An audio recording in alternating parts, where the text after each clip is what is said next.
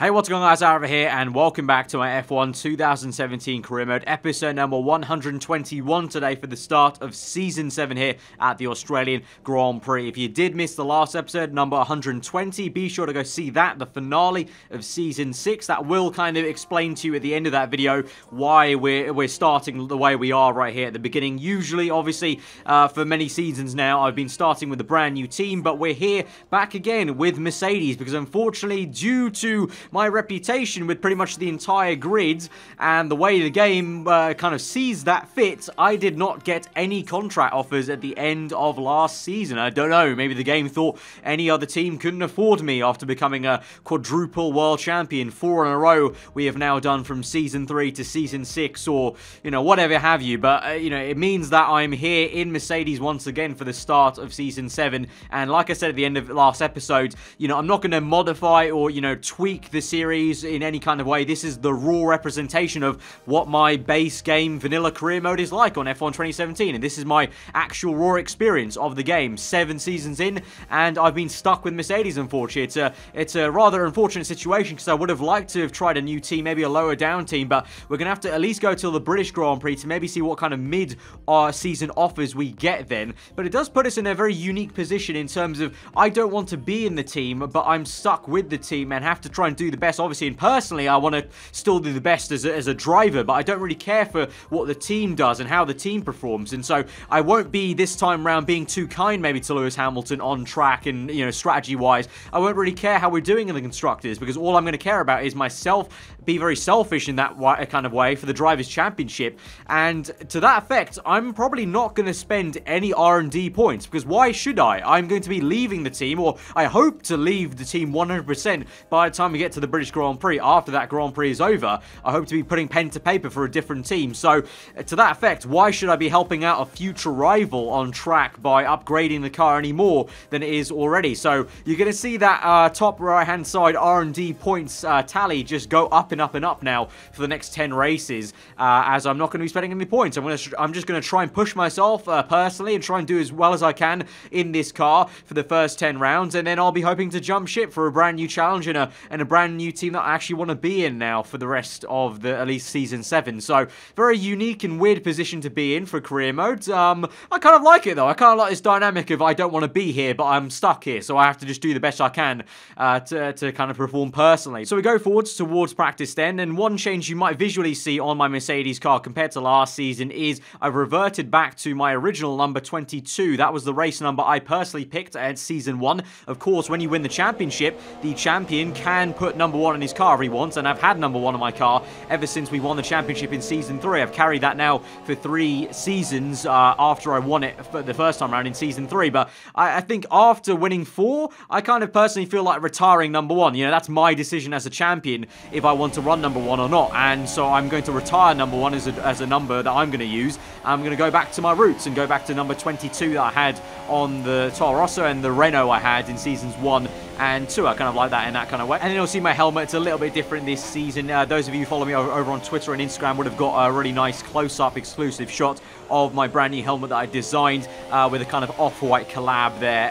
It looks really, really slick from the outboard. You can't really quite tell what the full design looks like, so I do recommend you go over and check it on my Instagram. Obviously, links on the top of your screen right there. But yeah, little subtle changes there for the car and my helmet. But other than that, here we are back in the Mercedes car. And we're going towards qualifying now, and you'll notice it's going to be short qualifying. I'm going to be running short qualifying only up until the 10th round of this season. Once, hopefully, I do change team, I'll be going back to the full qualifying, but just so we can get ahead towards that change, I'm going to try and speed up the series a little bit maybe with the short qualifying, so that will mean maybe episodes are a little bit shorter, but it hopefully means we'll get quicker to the point where I'm in a brand new team, because, you know, I can definitely also obviously see the fact that it's going to be a little bit samey that we're still in Mercedes, although it will be a little bit different because the performances of teams might be a little bit shaken up, and for sure my team Mercedes will be a bit different because I'm not going to be spending any resource points to keep up with the AI team, so we're just going to be going kind of backwards as a team really, but that's going to be quite a nice challenge I think up until round 10. So we're already well into qualifying then. We've done 1 flying lap at the beginning of that session, then kind of waited till the end of the session to put in 1 last lap. Then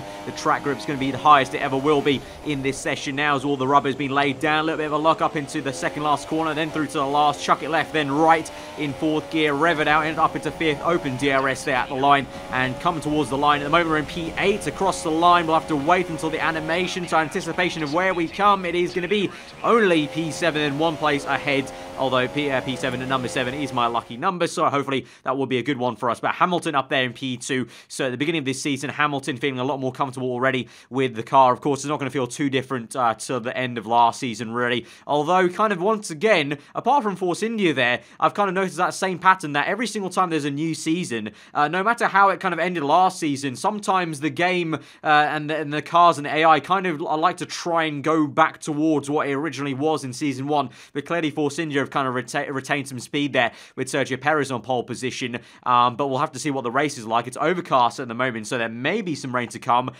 So we could get a repeat, maybe perhaps of what happened in last season here at the Australian Grand Prix. But we'll just have to see from P7. Then let's go to the full grid and then get straight into the race. With that then, let's run through the grid order. Sergio Perez and Force India start on pole position, and Lewis Hamilton completes the front row. Looking down the rest of the grid, we have Vettel, Verstappen, Daniel Ricciardo, and Ocon. A Mercedes, Hülkenberg, Raikkonen, and Jolyon Palmer. Sainz, Massa, Daniel Kvyat, and Magnussen.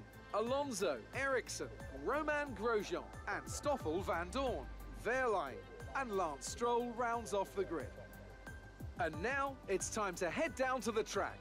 Right, so here we are on the grid then for the Australian Grand Prix. And looking at the race strategy, our team default wanted to go for a 2-stop with a sandwich there of 2 ultra soft tyres to 1 super soft. But as we've seen so many times before in the previous seasons, and I made a mistake of it back in, I think it was Season 5, was it, when I was in Red Bull. If you don't go for the 1-stop, you're really open for the AI to exploit you, because a lot of the AI will try 1-stops. Especially, we saw last season, so many of these teams now have upgraded so well on the tyre wear that they can do that. So we're going to go for that 1-stop as well. I suspect probably Hamilton is going to go for that 2-stop, but remember, like I said, I don't really care about him anymore, so he can go for the 2-stop if he wants. He's probably going to fall back behind me, and I hope that we can try and jump him in this race with the 1-stop there. I think that's probably going to be the only way and best way I can try and jump him, because he looked to have some decent pace in P2, to be fair to him.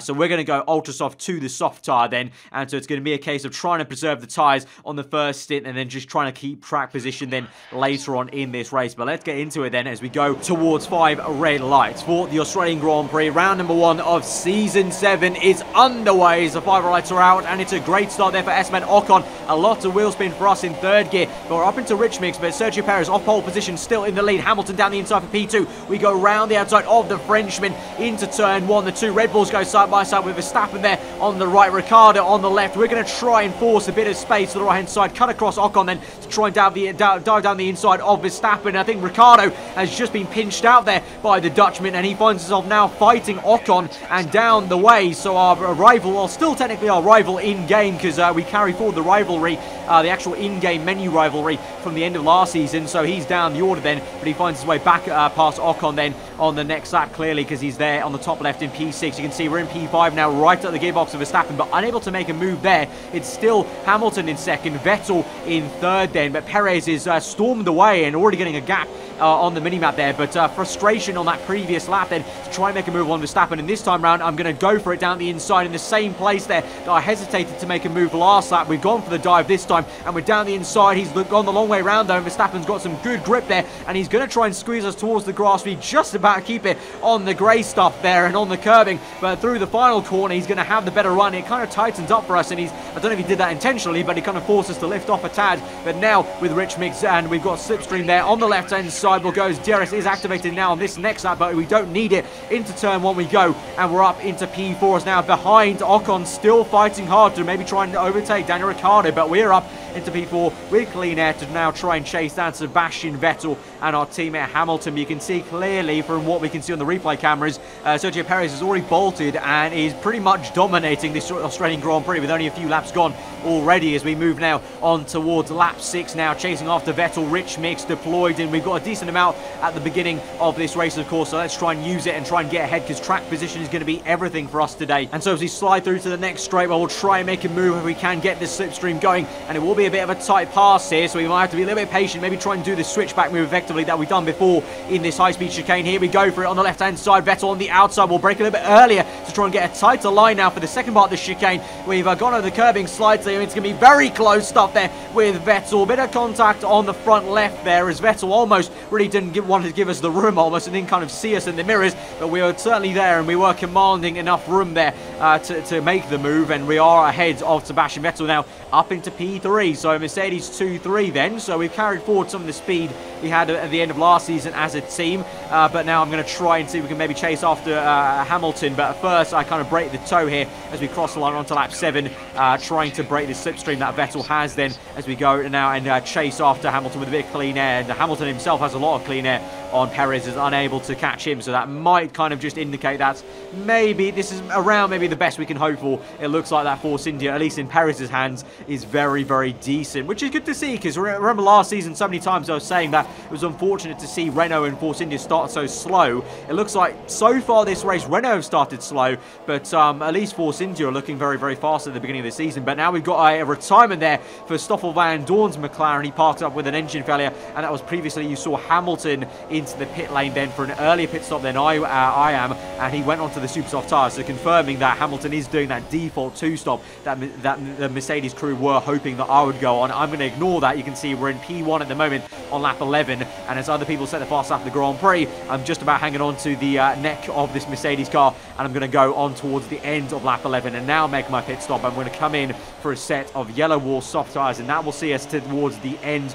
of the race then. So the one stop here, it's all about track position as I said, and now pretty much I'm gonna hope to get ahead of the likes of Hamilton, you know, Vettel, Ricciardo, all of them. Once again, they will start ahead of us right now on the top left, but they'll have to make one extra pit stop, and then it's just about defending to the end of this race. Of course, we'll be on more worn tyres, but as I said, around Australia, it is a quite difficult circuit to really overtake on. Obviously, dirty air comes into play quite a lot, not only in real life, but also in the game. So hopefully this will be the better strategy for us. It looks like the Force Indias are going to follow us on that strategy with Perez and Ocon both on soft tyres as well. And up ahead, Nico Hülkenberg on ultra soft tyres along with the two Red Bull cars, and you can see they're all in a bit of a squabble as well with I think that's Sebastian Vettel and Raikkonen's Ferraris. We move on to replay camera now. This is Raikkonen being chased down by Verstappen. Alonso closely followed behind in what looks to be a bit of an improved McLaren actually after the Mexican Grand Prix last season, and there's been a spin for Raikkonen and he's into the wall. That's a bit of his front wing off. He's not out of the race, but Alonso gains one position then, and Raikkonen is going to face the Rolex board there. So unfortunate for him,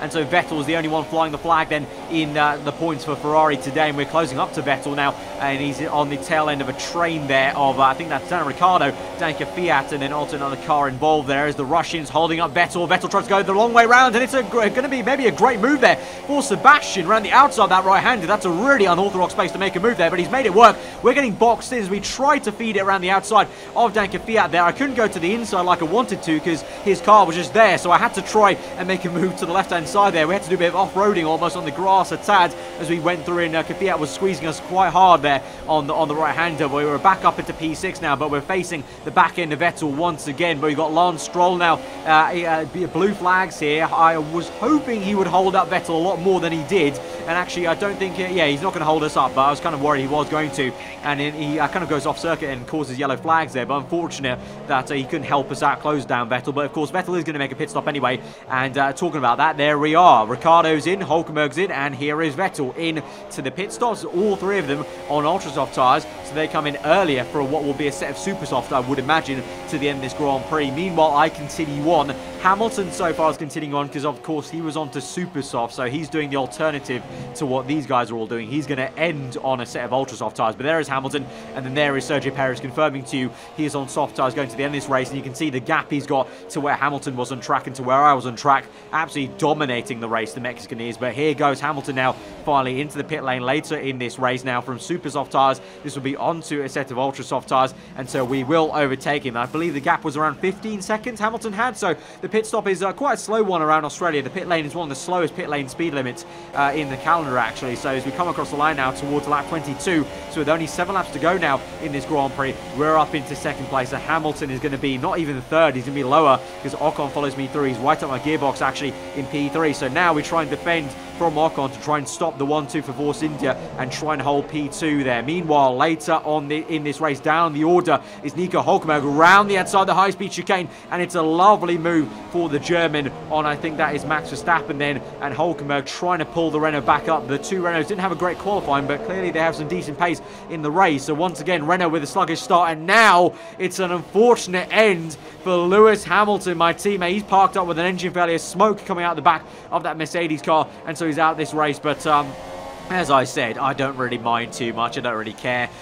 You know, all I care really about is the fact we're in P2, so that's all good. I'm going to definitely beat my teammate then and get some reputation for beating my teammate in the actual career mode menus then, to try and hopefully boost my chances of a good contract offer midway through the season for other teams now. Meanwhile, we move back to a fight with Hülkenberg now. He's in a sandwich of Red Bulls down the inside then of Max Verstappen, so that was Ricciardo we overtook initially then before, and Hülkenberg is around the outside and he's overtaken both Red Bull cars and now can try and chase after what will be Esteban Ocon in third place and myself in second as we move on now towards the last lap of the Grand Prix. We're at the dying stages of lap 28 now. We've got some rich mix to burns. We swing through the final corner then. Ocon's going to have a good run here with DRS, and we have to play this a little bit tactically. Maybe let him on the inside then and try and get a tighter line into the apex here. So break a little bit earlier, turn in earlier into the apex, over the curbing, and now he's on the outside. He's on the inside there. We're on the outside, and we're going to get very close from his front right tyre to our front left tyre. He's got DRS open once again, but we're in rich mix now,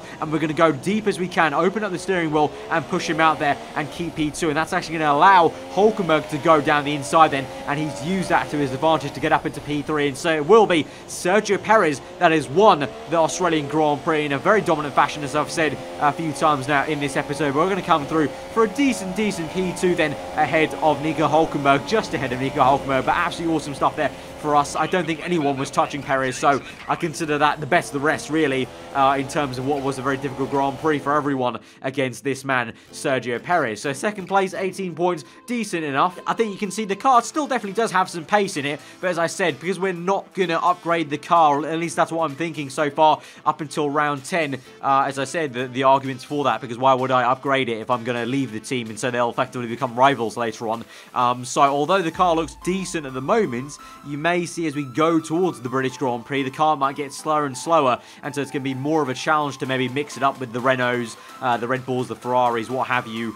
Even, you know, looks like, I don't know, basing off what Alonso performed, looks like the McLarens actually are slowly doing quite well. Obviously, the Mexican Grand Prix I mentioned, they did wonderfully at Mexico last season, so the McLarens are actually improving for now. It's taken them only 5 seasons, so it's about time then, you would say. But also the Force India is looking strong now, and it looks like they carried forward that pace they ended with from last season. Obviously, Perez won the last race at Abu Dhabi, so he's carried that forward for a second win on the trot now. But then we go through to the end of the episode then, and we're going to have a quick look at the reputation levels, just to kind of obviously see how things are going. Also, in the rivalry update with Ricciardo, we obviously matched him there for 4 to 3 points there, so gaining 1, but we still have some work to do to make up that 25 to 23 out to 30. But you can see reputation is going up for the likes of Ferrari, Red Bull, tiny bit for Renault there, but you know, that's the thing, it's still quite high. But you can see the bottom 4 teams there, and also Williams. So, you know, here's hoping now, second time lucky when we get to the British Grand Prix, that we do get some actual contract offers so I can move away from this team. But, you know, it's like I said, you know, we're in a situation where we don't want to be here, but we have to get on with it. And 18 points, second place, I think it's the best we could have hoped for to start this the season this way, looking at the pace of the car and how good that Force India was today. So, guys, if you have enjoyed the episode, be sure to smash that like button. Let me know what you thought in the comments below. If you are new around here, then do get subscribed for weekly full-on content. I've been aarava. I hope you enjoy the rest of your day, and I will see you guys next time.